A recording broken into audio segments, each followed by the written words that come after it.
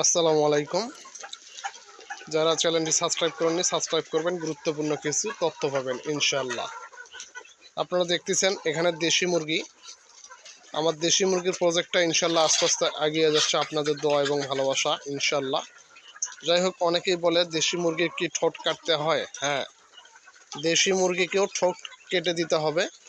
আর কতদিন বয়সে ঠোঁটটা কাটা উচিত এবং কি পরিমাণ অংশ কাটা উচিত এবং কতদিন পর কাটা সবচেয়ে ভালো, আর মুরগির ঠোঁটটা কাটার মূলত উদ্দেশ্যটা কি? আমরা জানি অনেকেই যে ঠোকরাঠুকরির কারণেই আসলে মুরগির ঠোঁট কাটা হয়। আসলে ঠোকরাঠুকরির কারণেই কাটা হয়, এটা ঠিক আছে কথা, কিন্তু এর সাথে কিছু বিষয় যোগ করতে হয়। সেটি হলো মুরগির ক্যালসিয়াম ভিটামিন যখন আপনার কম হবে তখন মুরগির ঠোঁটের এই ধারালো অংশটাই সে মুরগি কাজে লাগায়, অর্থাৎ একটা মুরগি আরেকটা মুরগিকে ঠোকরাবে তখনই যখন তার শরীরে ক্যালসিয়ামের ঘাটতি দেখা দিবে। আর রক্তে এক ধরনের লাল রক্তের একটা ক্যালসিয়াম আছে, যেটা মুরগির কাছে খুব স্বাদ লাগে। ওরা নিজের রক্ত হলেও নিজের নাড়ি ভুঁড়ি পর্যন্ত বের করে খেয়ে ফেলে। এটাই হচ্ছে মুরগির মানে একটা সমস্যা। এই জন্য আপনাকে ঠোঁটটা কাটতে হবে এবং ঠোঁটটা উপরের অংশ থেকে কিছুটা বেশি এবং নিচের অংশটা কিছুটা কম, এইভাবে কাটতে হবে। আর ঠোঁটটা কাটার অনেকেই মনে করে যে আমার মুরগি তো হচ্ছে 50, 100, 150 পিস, এই জন্য আমি ঠোঁট কাটার মেশিন কেনা আমার পক্ষে সম্ভব না, বা ঠোঁট কাটা মেশিনের দাম একটা 3000, 4500 টাকা পর্যন্ত আছে। যাই হোক, আমি মনে করি যে 4000, 3000 টাকা দিয়ে ঠোঁট কাটার মেশিন কেনার কোনো প্রয়োজন নেই। আপনার সিম্পল একটা বুদ্ধি, অর্থাৎ সিম্পল কিছু কাজ মানে টেকনিক অবলম্বন করলেই আপনি ঠোঁটটা কাটতে পারবেন। সেটা কিভাবে সেটা আপনাদের আমি জানাচ্ছি। এখানে আপনি দেখতে পাচ্ছেন আপনার দর্শকবিন্দু, আমার এখানে দেশি মুরগির যে আছে এবং এই পাশে আমার ফার্মি মুরগি আছে, দেখতে পাচ্ছেন। আমি সবগুলো মুরগির ঠোঁট কাটছি মাত্র 40 টাকা ব্যয় করে।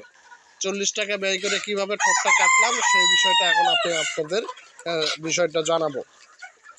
40 টাকা ব্যয়টা হচ্ছে আমি একটা নেইল কাটার নিছি, যেটাতে আপনারা জানেন বাজারে ভালো একটা নেইল কাটার নেবেন 40 থেকে 50 টাকা নেয়, এক এক জায়গায় এক এক রকম রেট। আপনারা চাইলে সেই নেইল কাটার দিয়ে ঠোঁটটা কাটতে পারেন। এইটা নেইল কাটার দিয়ে আমি প্রায় 200 মুরগির মতো ঠোঁট কাটছি, ইনশাআল্লাহ কোনো সমস্যা হয়নি। আর নেইল কাটারটা কিভাবে ব্যবহার করবেন সেটাও আপনাদের আমি জানাই।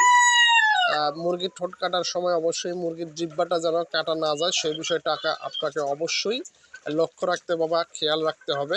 কারণ মুরগির ঠোঁট এবং কাটতে গিয়ে যদি আপনি জিহ্বা কেটে ফেলেন তাহলে মুরগিটাও একদম অসুস্থ, অর্থাৎ অসুস্থ হয়ে মারা যাওয়ার সম্ভাবনা থাকে বেশি। কারণ জিহ্বা তো বুঝতেই পারছেন মুরগির কত বড় একটা গুরুত্বপূর্ণ অংশ।